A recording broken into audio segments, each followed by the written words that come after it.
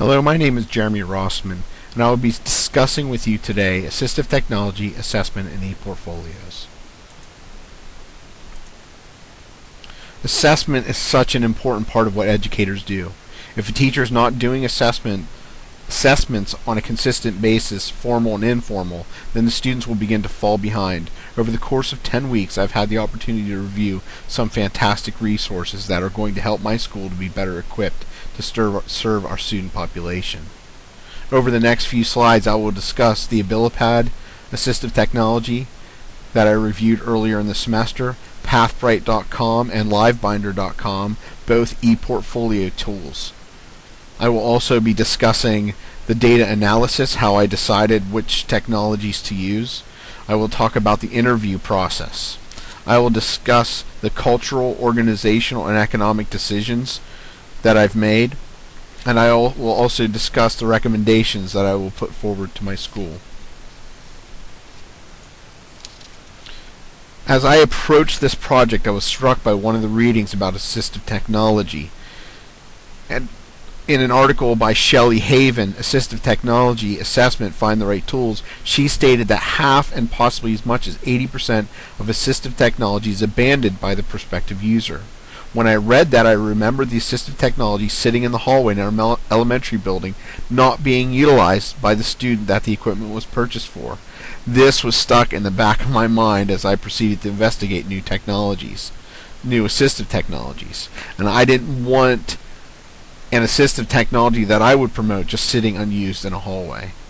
Providing the right tools for all students to be successful is an important part of my job. According to Robert Mislevy, in an article that we read earlier in the semester, UDL pushes us to think about the ways in which we can support students' non-focal KSAs so that we can target and address the actual learning goals.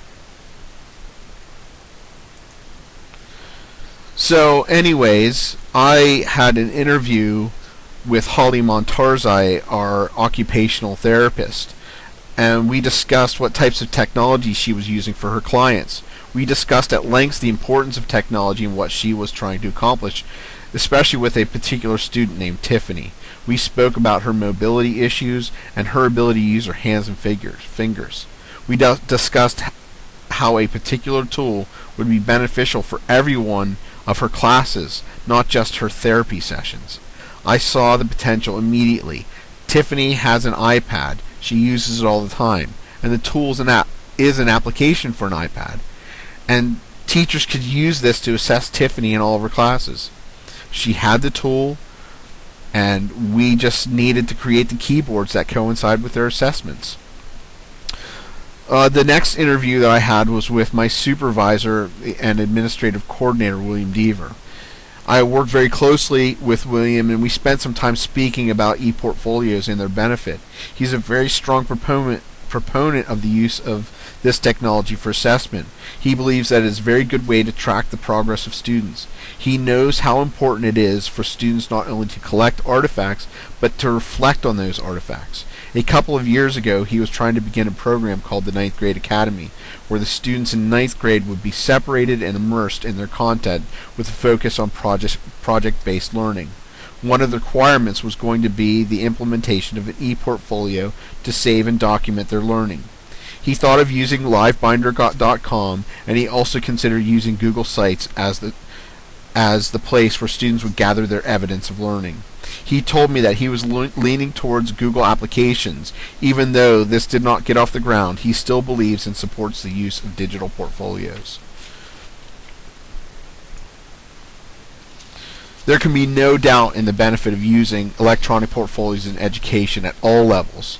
When students gather artifacts that show their learning, they can reflect and see progress that they would not normally see when they look at a report card or progress report. Students will see concrete evidence of learning that is taking place over a period of time. As I stated earlier reflection is the key to a good portfolio. If they are not reflecting on the artifacts, it just becomes another progress report.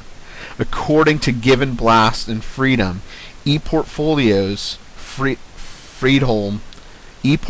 invite students to become more engaged by allowing them to adapt digital tools that cultivate communication, collaboration, and creativity. students become authors and publishers of content and are likely to reflect on the content that they create and share. So anyways, the first one, the Abilipad review, if you want to find out more about it, please follow these links. I did a very in-depth review of the Abilipad application, and if you want to find out more about that, you can view those links. So anyways, Pathbright.com was one that I had reviewed earlier as well in the semester, and this application was fantastic. I was really excited about it. It's great for our school because we are Google Apps for Education, and it's simple to connect with because all of our students have Google accounts, and they could sign up to this Pathbright.com. It links up their Google Drive. They can connect with Dropbox if they have it, and it's very easy to use. And the layout is nice, and the final product is appealing to the eye, but not too extravagant. And it's easy to share. The nice thing about this, it's free for sign up and use. And right now, there's absolutely no disadvantages of this application that I'm aware of at this time. But I really like it, and I think it's going to be a good fit for our school. For more information on Pathbright, you can see my YouTube video. The other ePortfolio tool that I reviewed was LiveBinder.com. I've used LiveBinder in the past, and I am not a big fan of that. This application is I think it's far from user-friendly. It can be very cumbersome to add artifacts. It is not intuitive in where your artifacts should go. It seems that the tabs should be very clear for what you would find and how to find your documents and artifacts. Sometimes when you are adding items to a tab, you're not sure if it is going to the main tab or sub-tab within each tab.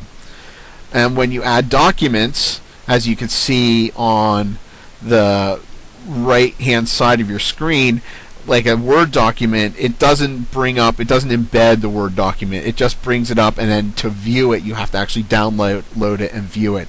And that could pose a problem for our school because we have Chromebooks. We don't support Microsoft Word. We want students to be using the Google Apps for Education. Nice thing about this is that the portfolios are fairly well organized when you start to organize them.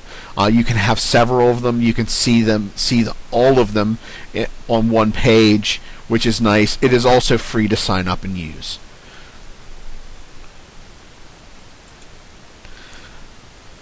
Now, SVRCS, from its inception, is a place that has nurtured the use of technology. The technology director that preceded me spent a great deal of effort to procure grants that has set us on a course of keeping up with technological advances. We are still trying to make sure that our students are knowledgeable about emerging technologies. In a school that has a student population of about 450 and a population of more than half of that qualify for free or reduced lunches, we are in a very unique situation. From the outside, it would seem that we are not up to date with technology because of our very rural environment, but this is not the case. The administrators have always supported the technology department in all decisions and money spent in regard to technology. The organizational experiences for our school, when decisions are being made about implementation of new technologies, many times they are made by a group of teachers and administrators that make up our technology committee. As a group, we review and test many products and give recommendations about how and when technology should be introduced into the classroom. When other teachers and staff have concerns about technology or they would like to see a new technology implemented, they will make their first contact with a member of our technology committee that represents their group.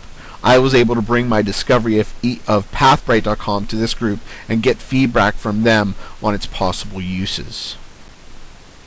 Budgetary concerns are always an issue, so we look at every penny and try to get the best deals all of the time.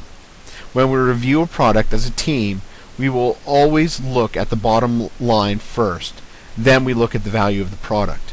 Will the cost-benefit relationship be worth the investment? We have looked at different items, and sometimes the price tag was a bit high, but the return on the investment was so much more in terms of student success that we decided to take the risk and make the investment. The technology committee has made mistakes in regards to purchasing assistive technology, as in my example in the beginning of this presentation. I still believe that the process is effective. As a group, we put a proposal forward to begin a Chromebook initiative. This has been very successful, and we are making great strides in how these are being used. Anytime we have the opportunity to use a product that connects with Google accounts and are free, we take advantage of that. Free is a good price for our school because of our budgetary concerns.